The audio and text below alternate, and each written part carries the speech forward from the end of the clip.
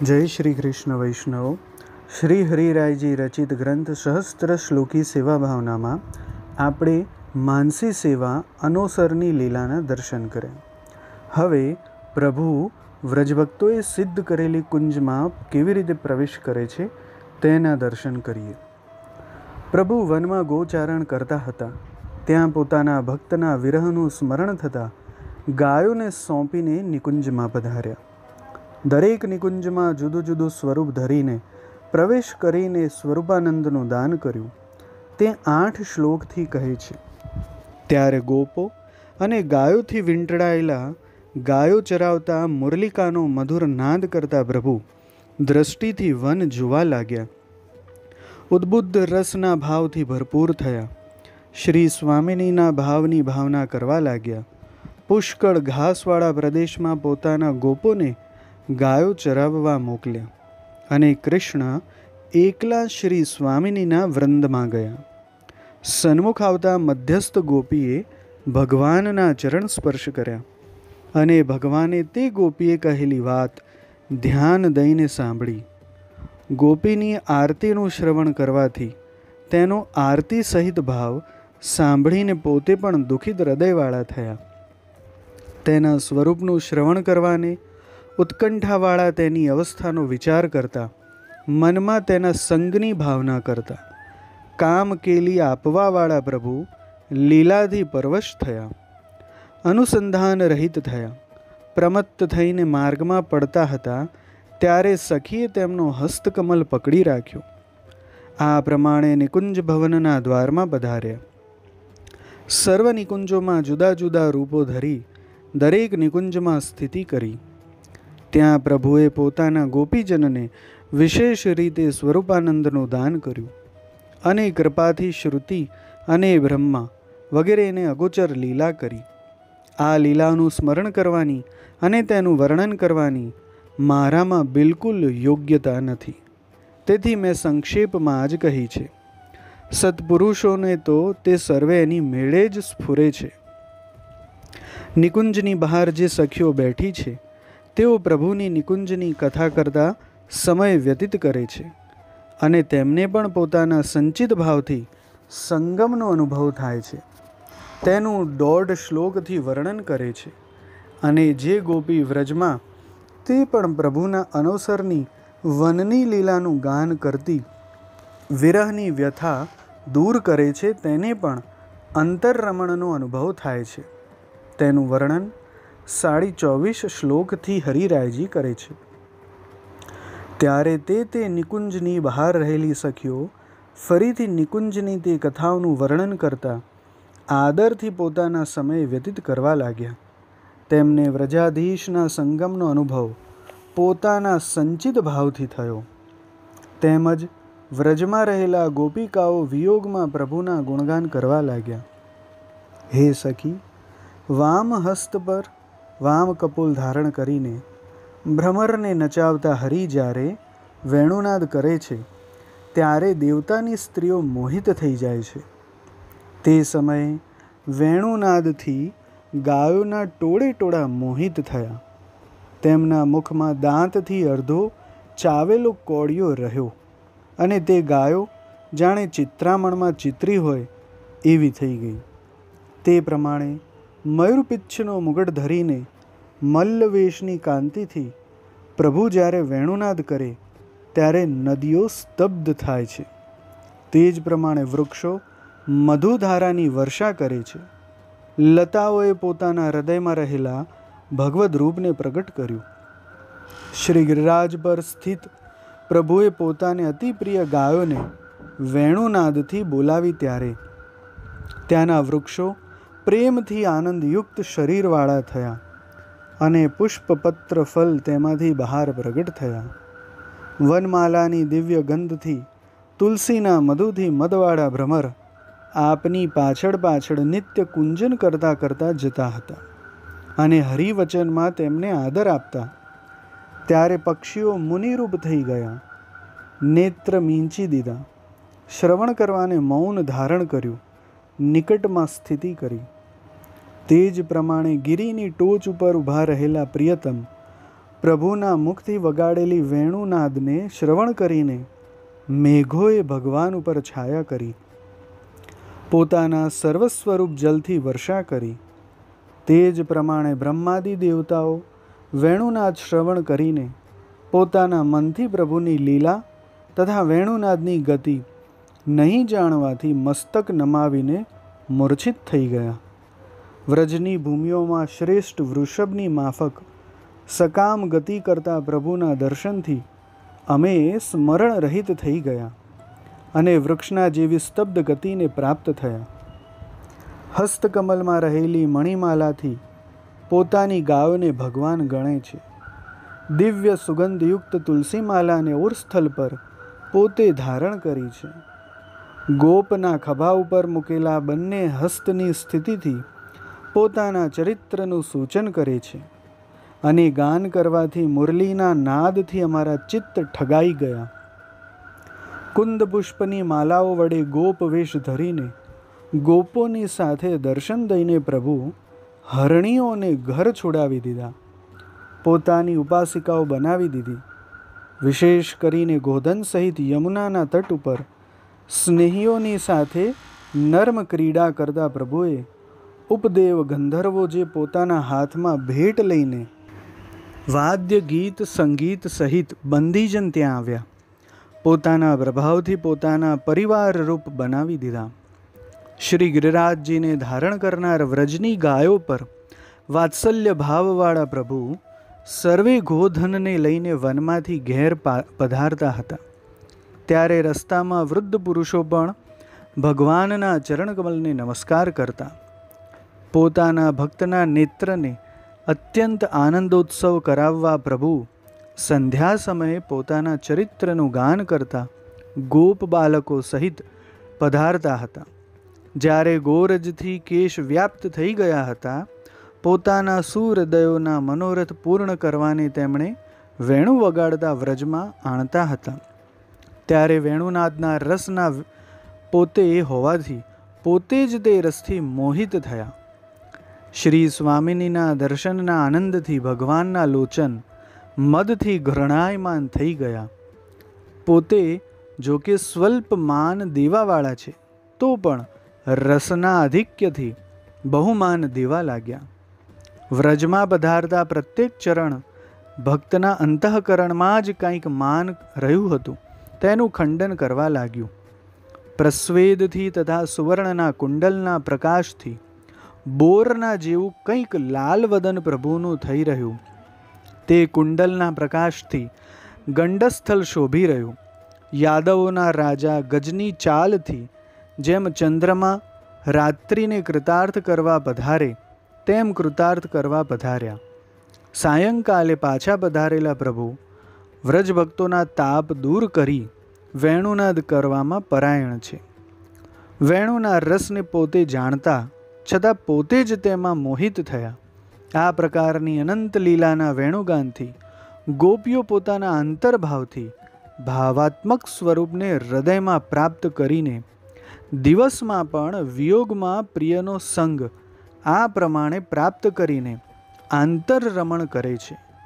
એમ સંધ્યા પર્યંત એમના ભાવની ભાવના નિત્ય કરતા રહેવી. પછી જ્યારે 6 ઘડી દિવસ બાકી રહે ત્યારે નિકુંજમાં પોઢેલા પ્રભુને જગાડવાની તથા ઉત્થાપન ભોગ આરોગવાની પ્રાર્થના સખીઓ કરે છે. ત્યારે પ્રભુ જાગીને શ્રી ગિરિરાજ ઉપર પધારે છે અને ફળ ફૂલ વગેરે આરોગે. તે સમયની પ્રભુની સ્થિતિ, તેમણે કરેલી લીલાનું વર્ણન 27 શ્લોકથી હરિરાયજી કરે છે. પછી જ્યારે 6 ઘડી દિવસ બાકી રહ્યો ત્યારે સખીઓનું યુથ કુંજ ભવનના કમાડ આગળ આવીને ઊભું રહ્યું. પ્રભુની લીલાઓનું નિરૂપણ કરીને વ્રજપતિને જગાડવા લાગ્યા. હે રાધિકા કાંત, આપને જાગવાનો સમય થયો છે. ગાયો સહિત ગોપાલો વ્રજમાં જવાને માટે આપની રાહ જુએ છે.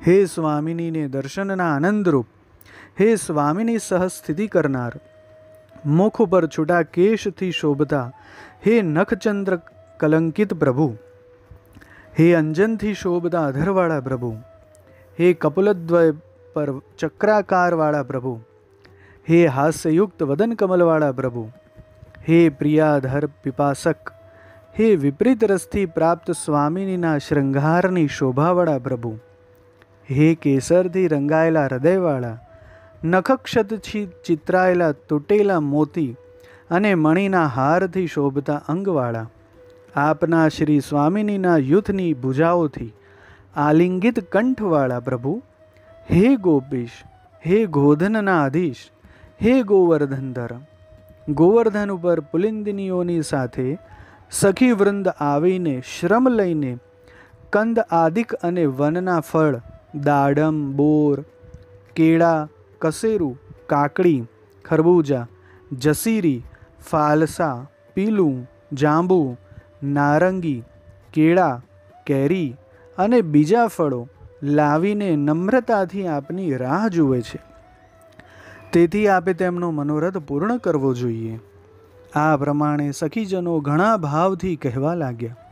ત્યારે શ્રી ગોકુલેશ્વર તેમના પ્રણયથી વ્યાકુલ થઈને સ્વામિનીઓ સહિત ઉઠ્યા. પ્રભુના નેત્ર લાલ ગુમ થઈ રહ્યા છે. શયનને લીધે નેત્રમાં આળસ છે. આભરણ શિથિલ થઈ ગયા છે અને સર્વ અંગ શિથિલ થયું છે. વાણી ઘણી ખરી ભાંગી તૂટી છે. અધરમાંથી અમૃત જેવો રસ શ્રવે છે. ઊંચે સ્વરથી ઉત્કંઠાથી ગાતા ગોપીજનના કંઠ ઉપર પોતે હસ્ત ધર્યા છે. ધીરે ધીરે ચરણ ધરે છે.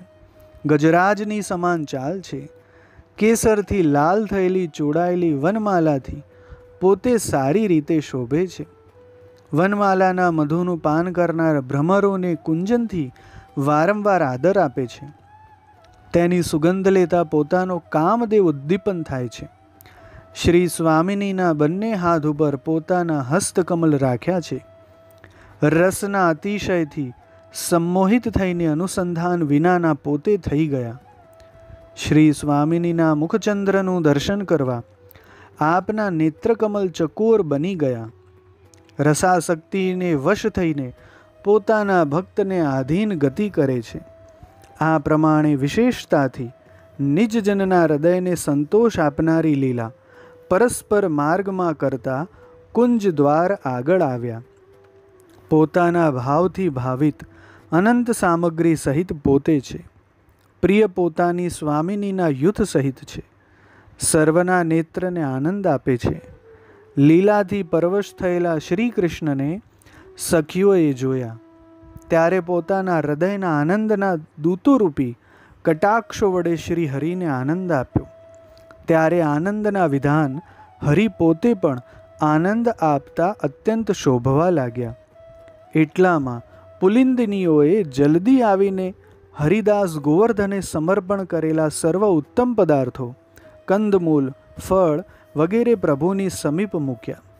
પોતે કંઈક દૂર ઊભા રહ્યા અને સુંદર મંદ હાસ્યવાળું લીલાથી વિલાસયુક્ત દ્રષ્ટિવાળું વ્રજનાથનું મુખકમલ જોવા લાગ્યા. પોતાની પ્રભુના સંબંધની અયોગ્યતાની ભાવના કરવા લાગ્યા. વિરહથી આતુર થઈ ગયા.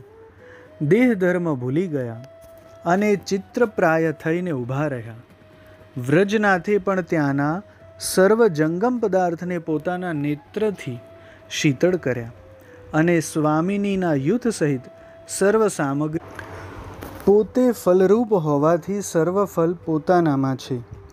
ફલરૂપ યુક્ત હોય પોતે જ ફલ છે છતાં ફલોનો ફલરૂપે અંગીકાર કર્યો. હરિદાસને ફલ આપનાર પ્રભુ પોતે ફળ આરોગ્યા. પછી પોતે ગોપાલો તથા ગાયોના સમૂહમાં પધાર્યા.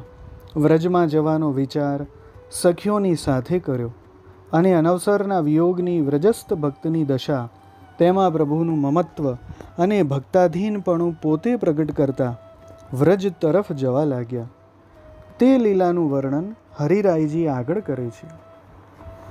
પછી એકદમ ઉઠીને ગોપો અને ગાયોની સાથે થઈ ગયા. બાળકોને કહેવા લાગ્યા કે સંધ્યાનો સમય થઈ ગયો છે. ગાયોને હવે વ્રજમાં લઈ જવી જોઈએ. વાછરડાઓ વાટ જુએ છે. અમારી બંને માતાઓ ઘરમાં આકુળ વ્યાકુળ થઈને અમારી વાટ જુએ છે. ગોષ્ઠમાં રહેલા ગોપીજન પોતપોતાના ભાવથી મારી સાથે આંતરરમણ કરતા મતપરાયણ થઈને ટોળે વળીને મારા ગુણ ગાય છે.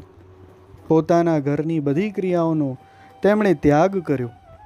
મારા ગુણગાનમાં જ તેમનું મન થઈ ગયું છે. વૈરાગ્યની દશા તેમને પ્રાપ્ત થઈ છે અને મારી રાહ જોયા કરે છે. લોકની શરમનો ત્યાગ કર્યો છે. નિત્ય મારી કૃપાની ભાવના કર્યા કરે છે. અત્યંત દીન થઈ ગયા છે. હવે તેમની ધીરજ રહી નથી. આતુરતાથી મારી વાટ જુએ છે. મારા ગુણોના ધ્યાનમાં જ એમનું મન લાગી રહ્યું છે. મારા વિયોગના ક્લેશથી એમના શરીર સુકાઈ ગયા છે અને દિવસે પણ મારી લીલાના ભાવને પ્રાપ્ત થઈને જ આનંદ માને છે. મારા વાક્યનું સ્મરણ કરતાં, મારા આવવાના સમયનું સ્મરણ કરતાં મારા વિના દિગ્મૂઢ થઈ ગયા તેમ વારંવાર મૂર્છિત થવા લાગ્યા છે. વનમાંથી પાછા આવવાના માર્ગમાં પોતાના નેત્રકમલ લાગી રહ્યા છે. એ અતિ ઉત્તમ શ્રુતિઓ વેણુના જ શ્રવણ કરવામાં પરાયણ થઈને કાન ધરી રાખે છે. સંધ્યાકાલે ગાયો સહિત વનમાંથી હું આવું તેની ભાવના નિરંતર કર્યા કરે છે. એ ગોપીજનો ખિન્ન થઈને વિરહથી છિન્ન ભિન્ન થઈ રહ્યા છે. તેઓ વ્રજમાં છે તો પણ એમનું ચિત્ત મારી પાછળ લાગી રહ્યું છે. મારી ક્રીડા એ જ એમનું ધન છે. મારા વિરહ દુઃખથી દુઃખિત છે. જેમ તેમ કરીને પ્રાણ ધારણ કરી રહ્યા છે. હે શ્રીદામા, મારી પાસે જલ્દી આવ. તું અંતરંગ છે, તેથી મારા મનની વાત કહું છું, તે ધ્યાન દઈને સાંભળ. રાધા મારા હૃદયનો આધાર છે. રાધા મારા પ્રાણનું જીવન છે. રાધા મારા નયનનો શૃંગાર છે. રાધા મારા જન્મનું ફળ છે. રાધા મારું સર્વસ્વ છે. રાધા મારા મસ્તકનું ભૂષણ છે. રાધા જ મારી દ્રષ્ટિનું રૂપ છે અને મારા કાનનો શબ્દ છે. મારી નાસિકાનો ગંધ પણ એ જ છે. મારી જીહવાનો રસ પણ એ છે. મારી ત્વચાનો સ્પર્શ પણ એ છે. મારા સર્વ વિષયો રૂપ એ જ છે. મારી બહાર એ છે, મારી અંદર પણ એ છે.